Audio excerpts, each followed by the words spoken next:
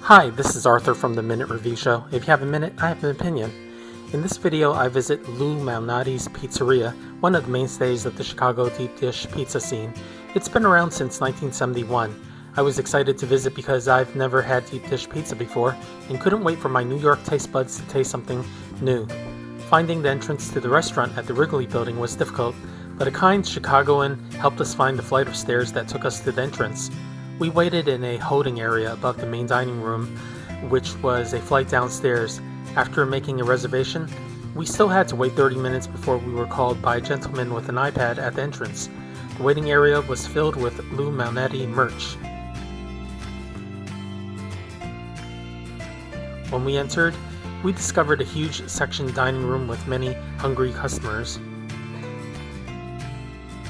The dining area was substantial, with the bar area up front and many smaller dining rooms in separate sections on the floor.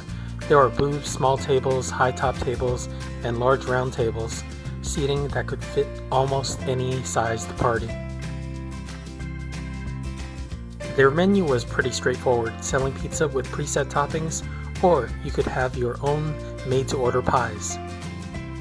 The MALNATI Chicago Classic is described on their menu as made with loose lean sausage, some extra cheese, and fine ripened tomato sauce on butter crust. We asked for some pepperoni to be added to this pie for an extra charge. Today we're at Lou Malnati's Pizza on North Michigan Avenue, and we took a reservation at around 12 o'clock. It took us about 30 minutes for the actual table to be available.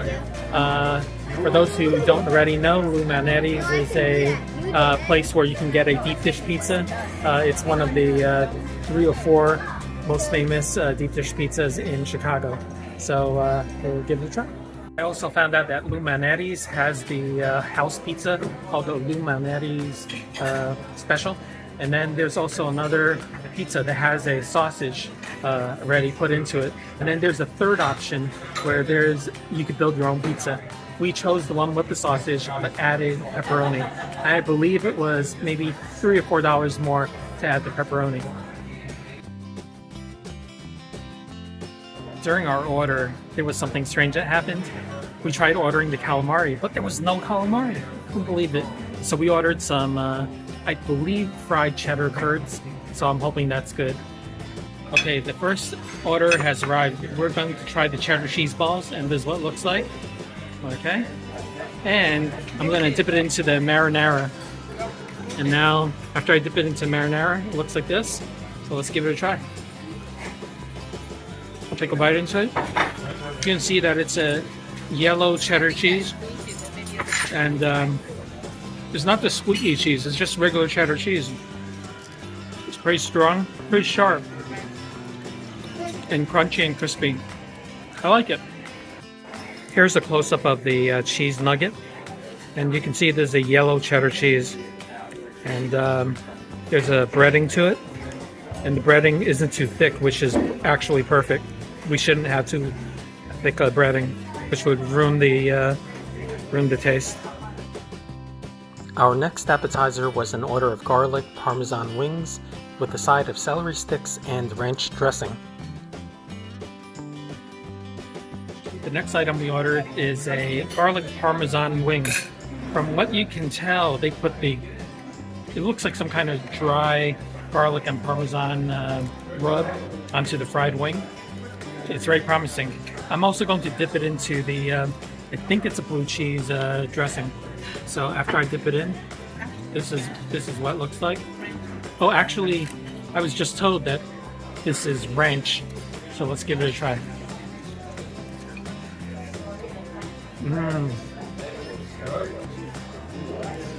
This is a nice thick wing. Plenty of meat in the wing center. And it is a ranch dressing, I can confirm that. The garlic is actually very excellent, very prominent, which is good because some places they promise garlic, but they don't give you garlic. I like it. The wing has retained its crunch, and it's super savory with the cheese and the garlic working together. Here's a close-up of the wing. Everything good here? And the wing has the ranch dressing on it. And it's really nice looking. I have to say the wing is very moist.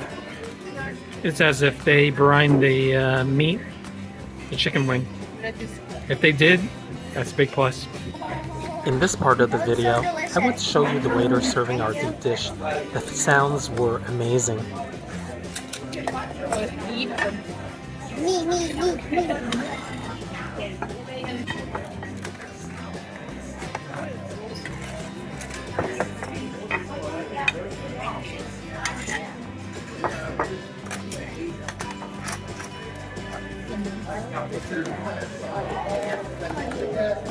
And you guys enjoy. Alright, thank you. Our medium Malnati Chicago Classic had 6 large and thick slices, sauces on the top, then sausage, then cheese, and on the very bottom the crust. We each ate 1 slice, and they were substantial and filling, despite the fact that it is only a medium pie. It's a closer look at the deep dish pizza. I was told that this was a butter crust, and there's some pepperoni and sausage in here. It looks like the tomato sauce is laid out over the top of the pie, and we're gonna give it a try. Here's my first ever try at Chicago deep dish pizza. Here it goes. There it is.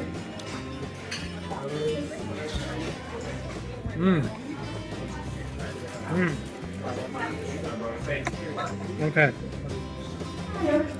What I can immediately say is that there's not a strong salt content to this pizza. The tomatoes are very fresh. Not very acidic, surprisingly. There's also a layer of mozzarella here. Once again, very neutral flavor. And the bread, the crust, surprisingly, is not very dense. Very strange. Now, what I was expecting was a more thicker, more denser crust, but it's not. Here's a closer look at the crust. This is, I think, what they call a butter crust. When I bite, this one was taken from the edges. It's crispy, airy, and flaky. I can taste the hint of butter. But the strange thing is that the crust on the bottom of the pan was not very dense either. You would think that all the liquid would be soaked in by the crust, but it is not. Very strange. Okay, here's some more thoughts about this pizza. My friend had told me that the crust is pastry-like. I think that's the perfect word for it. Is light, airy, and crispy, pastry-like.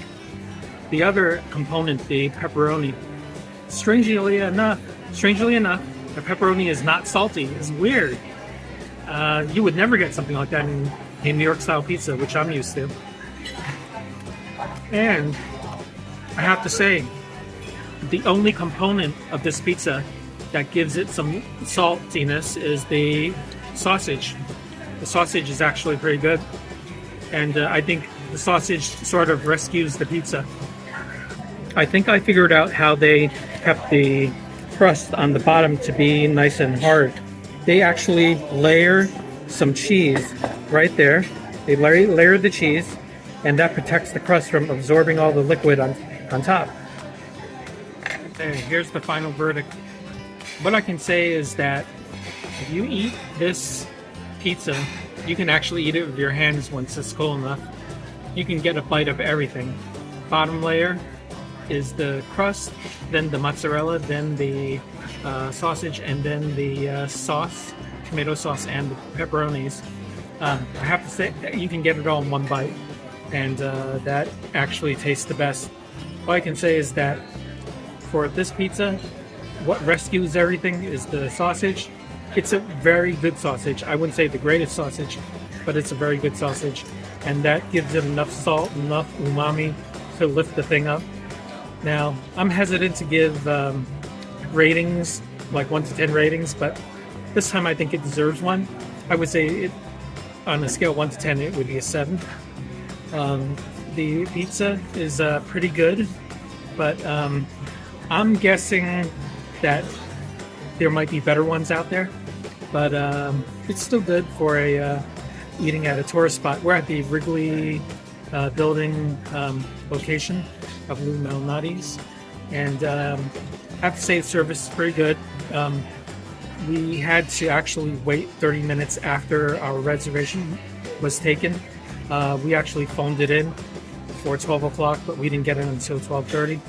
We're a little disappointed, but it was okay in the whole scheme of things.